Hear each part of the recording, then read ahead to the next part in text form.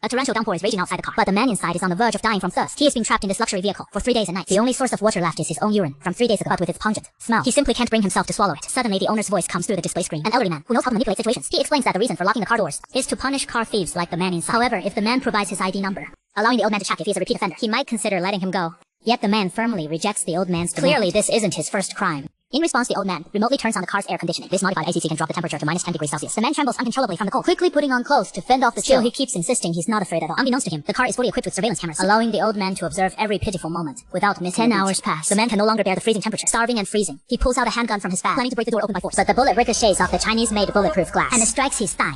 It's over now. If he doesn't escape soon, he'll likely bleed to death. Fortunately, a woman passes by at this moment. He immediately shouts for help toward the outside, successfully catching her attention. Oddly enough, when the woman approaches the window, she just applies lipstick. Turns out the old man had the windows converted into one-way mirrors, making it impossible to see inside from the outside. Moreover, the car's soundproofing is top-notch, so even the gunshot wouldn't draw any passerby's notice. With no other choice, Matt removes his shoelaces, tying them around the wound to temporarily stop the bleeding. He begs the old man to let him out, offering to turn himself in at the police station. Voluntarily, as he speaks, he follows the old man's request, reciting his ID number and name to him, believing this means he'll at least survive. But instead, the old man hangs up the call, leaving the man in utter despair, where he gradually loses consciousness from excessive blood loss. But when he woke up again, he found that the bullet in his leg had been removed, and his wounds had all been bandaged up. He realized the wealthy man must have been on the vehicle. He couldn't figure out why the man wouldn't let him leave. Just as he was puzzled, the wealthy man called again, furious after checking his ID card, revealing that he was a habitual thief who'd been to prison 3 times. To teach him a lesson, the old man decided to give him a severe punishment. As soon as he finished speaking, the car started automatically. With a sudden burst of acceleration, it took off. Matt could never have imagined that the old man could remotely control the car. The car sped up to 120. Matt's heart was pounding out of his chest with fear, but the wealthy man, an expert driver after a wild ride, managed not to hit anyone. Instead, arriving at a parking garage, Matt remembered the rooftop was a large open space. He instantly realized something was terribly wrong. As the car got closer and closer to the rooftop, Matt desperately begged for mercy, but the wealthy man didn't care at all. Charging straight onto the roof, he slammed the gas pedal, speeding toward the guardrail.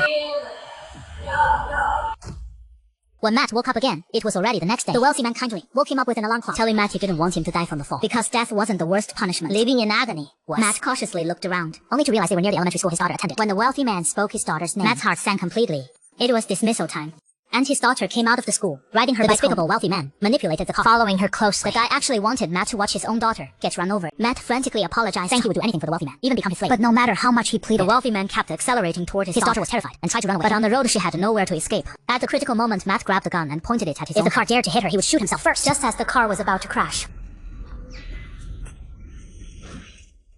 Matt's coercion worked. The millionaire admitted that he was at least a good father. Still shaken, Matt could no longer contain his inner rage. He decided it was time to fight back. Show this old man who's boss. He took off his jacket, then bit down on a water bottle, and began frantically tearing out the car's cameras. If the millionaire couldn't see him, he'd have a chance to figure out an escape plan. Even though the millionaire remotely activated the seat's electric shocker, Matt endured the excruciating pain and managed to rip out all the cameras. Next, he started searching for vulnerabilities in the car. Sure enough, behind a panel, he found the car's main control unit. Using his phone, he snapped the photo, clearly showing the red emergency button.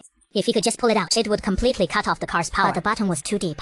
No matter how far Matt stretched his arm, he couldn't reach it. Right as Matt was struggling, the car suddenly pulled over to the side of the road. A figure slowly approached. The millionaire couldn't hold back. Unwilling to leave Matt alone in the car, he personally came to deal with him. This is my car. You bastard! The millionaire easily subdued Matt with an electric shock. He tossed a rope, ordering Matt to tie his own hands.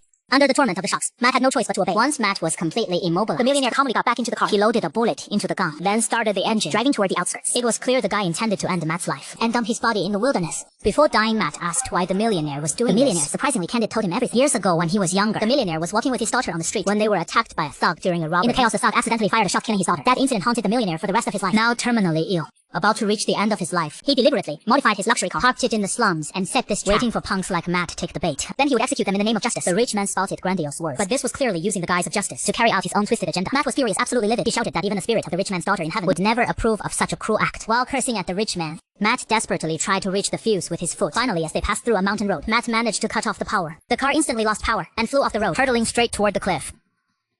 After a series of violent rolls, the car landed on the ground. When Matt woke up, he found the old man had already passed out. Frantically, he began rubbing against the rope's spine, and just before the old man could regain consciousness, Matt successfully freed his hands. He unleashed all his pent-up rage on the old man, though deep down he knew there was no point in doing more to someone so close to death. As flames engulfed the car, he grabbed a hammer from the old man's bag, then furiously pounded at the crack in the rear window. After relentless effort, he finally smashed open a large hole. At the last possible moment, Matt escaped with his life.